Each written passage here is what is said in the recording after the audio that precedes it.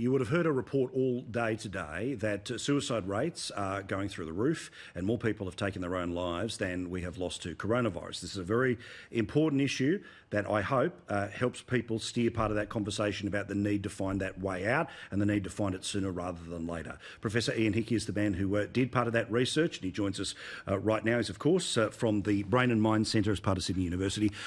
Lovely to see you again, mate. I'm sure I'm sad that we only talk at times like this, but how are you? I'm well, but I'm lucky. I got a job, I got assets, I got skills. I'm not one of the people that's going to be most affected by the severe economic downturn that we're in. But we do know who will be. You know, it's those with casual work, it's the young, it's there without the skills, it's those in rural and regional Australia, it's in those in the industries that have been shut down. And the economic dislocation, the social dislocation is huge. And it has already happened. We've doubled the unemployment rate. You're going to see already 1 million extra people go onto the job seeker programs. We now are in a situation where the effects of that, unless we act very quickly and successfully, are going to cost a very significant number of lives. Our best case scenario is a 25% increase in suicides in the next year. That's 750 additional deaths over the 3,000 lives that are lost every year. And that would continue with a year's downturn for at least 5 years.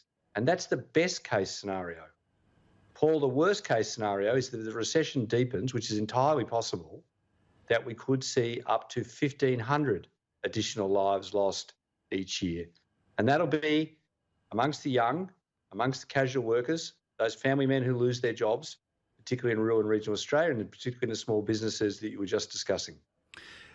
Are you okay with how the reporting of your efforts and your research went today? Essentially that line of more people have died, have taken their own life than those that have died in coronavirus because of the lockdowns, because of the economic downturn. Has that been a reasonable way to put your work of everything to this day? I don't think that is accurate. I think Australia had to take very meaningful actions as elsewhere in the world, so we did not end up in the situation the United States, the United Kingdom, Italy, Spain had. You know, the danger of losing tens of thousands of lives with inadequate action originally meant the severe lockdown. Now we are at the critical point, not just of how we restart meeting each other, but what are the economic implications? You know, big industries, tourism, hospitality, retail, and the higher education sector, massive changes in the economy, massive loss of work opportunity for young people.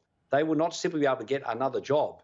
There's the issue of what happens, support for education, for skills training, really smart decisions economically, socially, and then stiffening the health system to support the mental health system, just like we have with the physical health system, needs to take place now. As the Minister Hunter said, and I'm sure with the Prime Minister's support, we have to get smart, we have to take effective actions if we're to flatten this curve anywhere near as successfully as we have flattened the threat of the virus itself.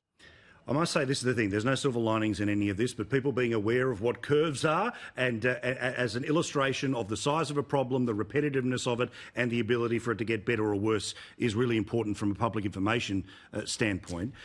Look, I know that I don't want to make something as specific as Mother's Day, but we have these occasions where there's a lot of people that are watching us right now who have not left their house and they're either retired or they haven't been able to leave their house for a while. There's a couple of million people who live by themselves right now. I think we can't be flippant about how important something like a birthday is or Mother's Day is. No, actually, you're quite right, Paul. I mean, I've spent most of the day talking about employment and statistics related to those particular issues. The other big statistic that we model is actually social connection. You know, humans are social animals. We cope with adversity, with threat, by huddling together in social groups, supporting each other. So the physical distancing aspect of this, being separate and being isolated, is a big factor itself in mental ill health and in suicidal behaviour.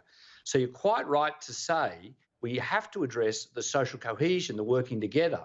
Things like Mother's Day, things like birthdays, things like funerals, things like weddings, these are critical to our normal coping and incorporating as a community the common adversity. It's really important. It's why, in some ways, recessions are so different to wars. Actually, during wars, suicide rates go down. Clearly, there are other tragedies, but the society pulls together and acts together. Depressions and recessions tend to drive people apart. But this situation is really unusual, that the virus has added another whole level of social dislocation to that. So to prevent suicide, you need good economics, but you actually need social cohesion, and that means being together and coping together. Professor, always good to talk to you. Congratulations on the work. Let's get you back in the next couple of weeks to talk about what, if anything, government and all the rest can do to help bolster the system that can help us with our mental health. All the best to you, mate.